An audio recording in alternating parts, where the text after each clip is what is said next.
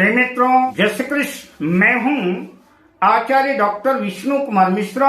आपका बहुत बहुत स्वागत करता हूं, आपका बहुत बहुत अभिनंदन करता हूं। आज मैं आपके सामने संतानहीनता को लेकर के यानी बांझपन कुंडली में ऐसे कौन से ज्योतिषी योग होते हैं जिनकी वजह से विवाह संपन्न हुए कई वर्ष गुजर जाते हैं किंतु गोद नहीं भर पाती है, घर आंगन में किलकारियां नहीं गूंजती, संतान का अभाव होता है, बच्चे नहीं होते और जीवन में धीरे धीरे शनैः शनैः निराशा घर करती जाती है।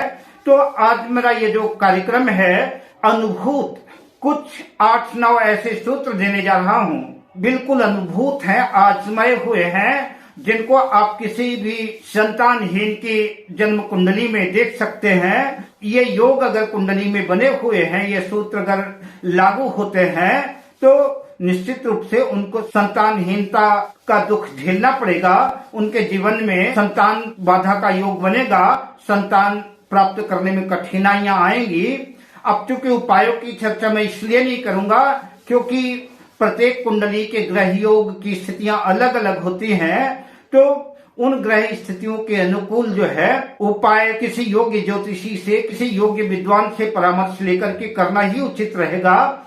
आइए मैं विषय क्रम में आगे बढ़ूं। उससे पहले आपसे आग्रह, अगर आपने अभी तक हमारे इस चैनल को सब्सक्राइब नहीं किया है तो प्लीज चैनल को सब्सक्राइब करें, साथ ही नोटिफिकेशन बेल को भी प्रेस कर लें।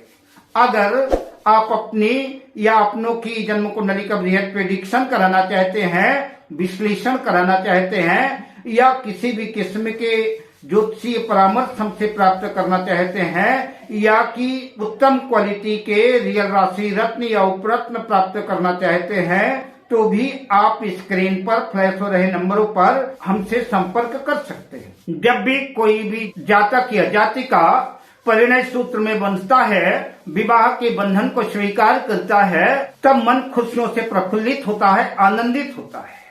लेकिन वो आनंद, वो प्रफुल्लता, वो खुशियां तब गायब हो जाती हैं जब विवाह हुए कई वर्ष हो जाते हैं और संतान नहीं हो पाती, निराशा हाथ लगती है। हम कई मंदिर, मस्जिद, गुरुद्वारों में दर दर भटकने लगते हैं, वैद्य, हकीम, डॉक्टर की दवाइयां भी काम नहीं करती। तो ऐसे कुंडली में कौन से ज्योतिषी ग्रह योग हैं जिनकी वजह से संतानहीनता का अभाव कुंडली में बनता है, बांझपन की स्थिति बनती है। मैं 8-9 आपके सामने अनुभूत आजमाए हुए सूत्र जो है प्रस्तुत कर रहा हूँ। आप भी अपने लोगों की जन्म कुंडली में आजमाएं और मुझे पूरी उम्मीद है ये सूत्र सफलता की कसौटी में खरे करेंगे। आइए मैं सूत्रों की चर्चा आपसे करता हूँ।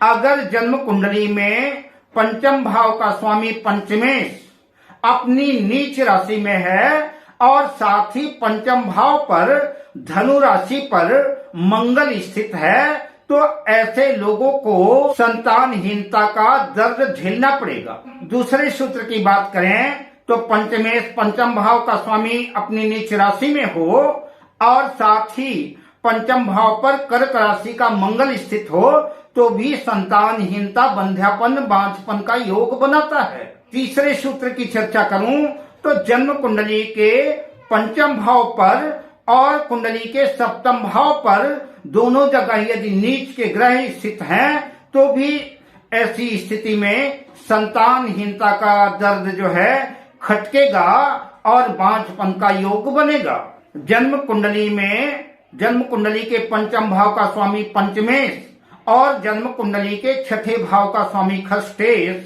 दोनों की युति जन्म कुंडली के 12 भाव में कहीं भी किसी भी जगह हो और देवगुरु बृहस्पति अगर धनु राशि में स्थित है तो भी ऐसे लोगों को संतानहीनता का दर्द झेलना पड़ेगा और बांझपन की स्थिति आएगी। अगर जन्म कुंडली के पंचम भाव पर कोई नीच का ग्रह स्थित है और उस नीच के ग्रह पर किसी नीच ग्रह की दृष्टि भी है, तब भी जो है लाख प्रयत्न करने के बाद भी संतान के योग नहीं बनेंगे, बांझपन का दर्द झेलना ही पड़ेगा।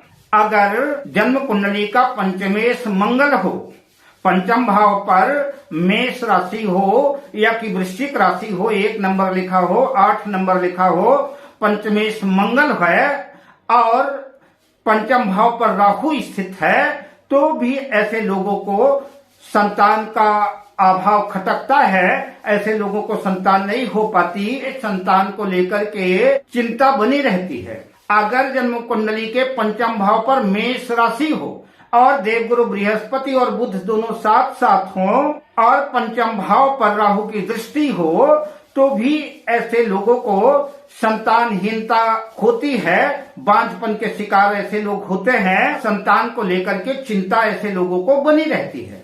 अगले सूत्र की चर्चा करूं तो पंचमेश अष्टम भाव पर अगर नीच राशि में है तो भी ऐसे लोगों को संतान सुख का अभाव खटकेगा, बांझपन का शिकार होना पड़ेगा। अगले और अंतिम सूत्र की चर्चा करूं तो अगर जन्म कुंडली के पंचम भाव पर मेष राशि में गुरु चांडाल योग बना हुआ है, देवगुरु बृहस्पति और राहु साथ साथ हैं, तो भी ऐसे लोगों को संतान नहीं हो पाएगी।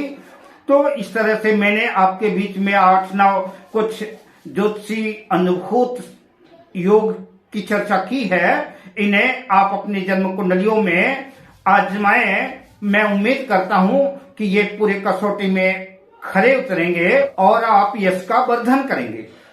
अब मैं आपसे लेता हूं विदा, शुभकामनाओं के साथ। जय श्री कृष्ण।